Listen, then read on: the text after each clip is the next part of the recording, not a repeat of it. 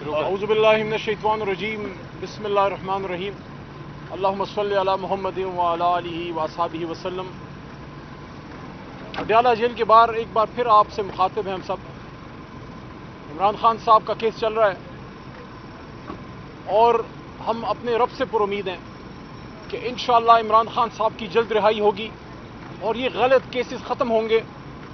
آج بھی اگر آپ دیکھیے تو عمران خان صاحب کو ناجائز اندر رکھا ہوا ہے کیونکہ 1 سال سے زیادہ ہو گئے جن کیسوں میں جناب عمران خان صاحب کو گرفتار کیا گیا تھا اور ان کی گرفتاریاں ڈالی گئی تھی. سب سے جو خطرناک کیس جو خان صاحب کے خلاف میرے خیال میں بنایا گیا جو ظلم عظیم تھا کہ اپنے سابق وزیر اعظم پہ آپ ایک ایسا کیس بنائیں جس میں کیپٹل پنشمنٹ ہو سکتی ہے. سائفر کیس کی بات کر رہا ہوں. تو سائفر کیس ختم ہو گیا.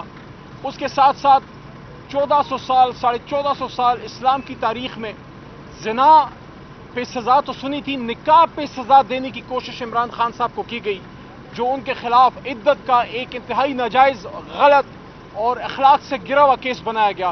اس میں بھی اللہ تعالیٰ نے عمران خان صاحب کو بری کیا باعزت اور بشرا بی بی کو بھی. اور ساتھ میں توشہ خانہ کیس میں بھی عمران خان صاحب باعزت بری ہوئے اور ان کی ساری جو ان پہ الزامات تھے ان کو عدالتوں نے ردی کی ٹوکری میں پھینک دیا. اب جو آپ نے نئے کیسز اور بنائے اس میں تو اس کا فیصلہ تو آئے گا, لیکن جن کیسز میں 1 سال سے رکھا ہوا تھا اور جس میں عمران خان صاحب بری ہوئے تو عمران خان صاحب کو آپ نے اندر کیوں رکھا ہوا ہے اور وہ 1 سال ناجائز اندر رکھنے کا ذمہ دار کون ہے؟ اور قوم کا جو 1 سال ضائع ہوا جیل میں اور جو 2 سال سے پاکستان کی معیشت کا پہیہ رکا ہوا ہے اس کا ذمہ دار کون ہے؟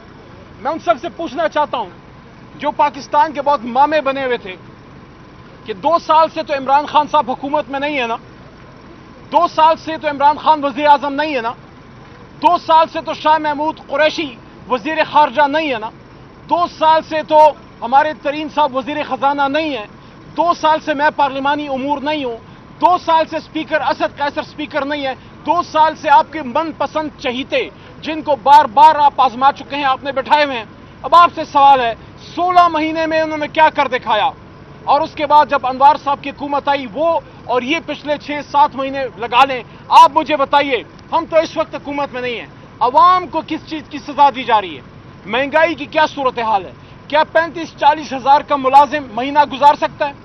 کیا لوگ آج اپنے بلوں کے پیسوں کے لیے اپنی بچیوں کی بالیاں نہیں وہ گروی رکھ رہے یا بیچ رہے؟ کیا کنگن نہیں بیچے جا رہے؟ کیا بچوں کی فیسوں کے لیے لوگ جو ہے فاقہ کرنے پہ مجبور نہیں ہیں؟ کیا اس وقت ایک موٹر سائیکل چلانے والا ایک عام شخص یا ایک وائٹ کالر شخص وہ اس وقت اپنی دوائیوں کے پیسے, اپنے نان نفقے کے پیسے, اپنا گھر چلانے کا انتظام کہاں سے کر رہا ہے؟ بجلی کے ریٹس عمران خان کی حکومت میں کیا تھے اور آج کیا ہے؟ ڈالر کا ریٹ عمران خان کی حکومت میں کیا تھا اور آج کیا ہے؟ پیٹرول پرائسز عمران خان کی حکومت میں کیا تھے اور آج کیا ہے؟ لا اینڈ آرڈر کی عمران خان کی حکومت میں کیا سچویشن تھی اور آج کیا ہے؟ آپ کا جو ٹرائبل بیلٹ ہے امن و امان کی عمران خان کی حکومت میں کیا سچویشن تھی اور آج کیا ہے؟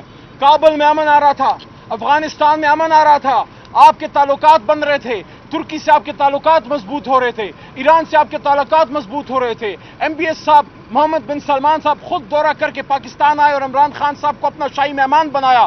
پاکستان اور سعودی عرب کے بیچ میں تعلقات مضبوط ہو رہے تھے. آپ ہمیں بتائیے بلاول بھٹو زرداری کی کارکردگی بمقابلہ شاہ محمود قریشی کی کارکردگی.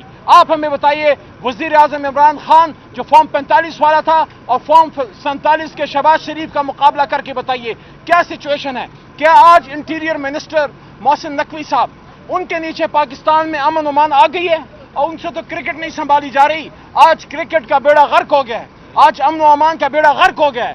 آج پاکستان بنگلہ دیش سے ہار رہا ہے جن کو کبھی فرینڈلی میچ میں ہم کبھی جتوا دیا کرتے تھے. آپ کو وسیم اکرم کا وہ میچ یاد ہوگا. تو آج آپ بنگلہ دیش سے جیتنے کے جوگے نہیں ہیں. آج آپ کی انڈسٹری بند ہو رہی ہے. فیصل آباد میں ایک مشہور ٹیکسٹائل انڈسٹری آپ کی بیٹھ کے بند ہو گئی. ہمارے دور میں 50,000 پاور لومز بنی تھی, دوبارہ سٹارٹ ہو گئی تھی. اس وقت فیصل آباد کی انڈسٹری بیٹھ گئی ہے. اس وقت کراچی کی انڈسٹری بیٹھ گئی ہے. پاکستان میں کوئی انویسٹمنٹ نہیں آ رہی. آپ کے فوریکس ریزروز گر رہے ہیں. آپ کی ایکسپورٹس نہیں ہو پا رہی. کوئی باہر کا انویسٹمنٹ نہیں آ رہا. کیوں نہیں آ رہی؟ کیونکہ لڑائی کے گھر میں کوئی پیسہ نہیں لگاتا. آپ کو سٹیبلٹی لانی پڑے گی, آپ کو امن و امان لانا پڑے گا, پولیٹیکل سٹیبلٹی لانی پڑے گی اور اس کے لیے پولیٹیکل لیڈرز سے بات کرنی پڑے گی. آپ نے ملک کے سب سے بڑے لیڈر کو جیل میں ڈال دیا. آپ کی انا کو تسکین مل گئی. وہ اتنا بڑا آدمی ہے, وہ سیاستدان نہیں ہے, وہ لیڈر ہے. وہ اتنا بڑا آدمی ہے کہ باوجود اپنے دل پہ بھاری پتھر رکھ کے جب اس کو یہ کہا گیا کہ امن و امان کی صورتحال ہو سکتی ہے, آپ خدا را 22 اگست کا جلسہ ملتوی کیجئے. کوئی سیاستدان ہوتا وہ کہتا کیوں میں ملتوی کروں, میرا کراچی نکل آیا ہے, میرا لاہور نکل آیا, پورا KPK نکل آیا ہے, سارا پاکستان روڈوں پہ, میں تو جلسہ کروں گا. لیکن وہ سیاستدان سے زیادہ لیڈر ہے. اس نے مناسب جانا کہ اگر امن و امان کی بات ہے تو میں اپنی انا سے زیادہ پاکستان کو ترجیح دیتا ہوں. عمران خان صاحب نے جلسہ کینسل کیا, عارضی طور پہ ملتوی کیا, حالانکہ جس دن اسی جگہ پہ محترم ہمارے بہت ہی سینئر لیڈرشپ کے بیرسٹر گور صاحب اور ہمارے اعظم سواتی صاحب یہاں گفتگو فرما رہے تھے, اسی وقت میرے دائیں ہاتھ پہ ہمارے بڑے بھائی اسلام آباد سے جیتے ہوئے فارم 45 کے MNA شعیب شاہین صاحب ہائی کورٹ میں تھے. وہ وہاں پہ عدالت میں کھڑے تھے. ہمارا پورا انتظام موجود تھا. ہمارا وزیر اعلیٰ خیبر پختونخوا سر پہ کفن باندھ کے نکلا تھا. آپ مجھے بتائیے, جب آپ ایک صوبے کے وزیر اعلیٰ کو سر پہ کفن باندھنے پہ مجبور کرتے ہیں, آپ جمہوریت کو کس طرف لے جا رہے ہیں؟ ایک جلسہ ہو جاتا, بات ختم ہو جاتی. اور اب 8 ستمبر کے جلسے کے لیے آپ کو بعد میں تفصیل سے شعیب بھائی بھی بتائیں گے. خان صاحب نے آج کہا ہے قوم تیاری رکھے, 8 ستمبر کا جلسہ ہم پرامن انشاءاللہ اسلام آباد کی تاریخ کا سب سے بڑا جلسہ کرنے جا رہے ہیں. پوری پاکستانی قوم کو درخواست ہے کہ آپ نے نکلنا ہے اسلام آباد, راولپنڈی آپ نے نکلنا ہے, خیبر پختونخوا پہلے ہی تیار ہے, اور لاہور گجرانوالہ سب نے انشاءاللہ آنا ہے.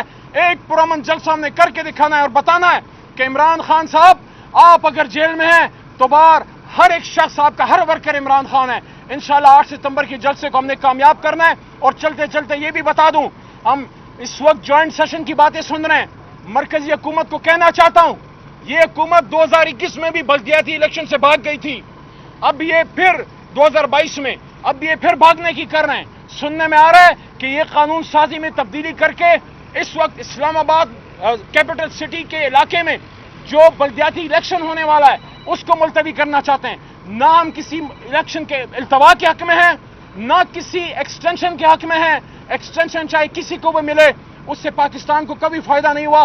آئینی ترامیم کیے بغیر وہ ہو نہیں سکتا. اور ایک اور امپورٹنٹ چیز جو اس وقت سپریم کورٹ میں ایک بہت بڑا فیصلہ آیا مبارک ثانی کیس میں, میں پارلیمنٹ کو سلام پیش کرتا ہوں, میں پاکستانی قوم کو سلام پیش کرتا ہوں, میں اپنی لائر تنظیموں کو سلام پیش کرتا ہوں, اور علماء کرام غلامان رسول اور شاق رسول صلی اللہ علیہ وسلم کو سلام پیش کرتا ہوں.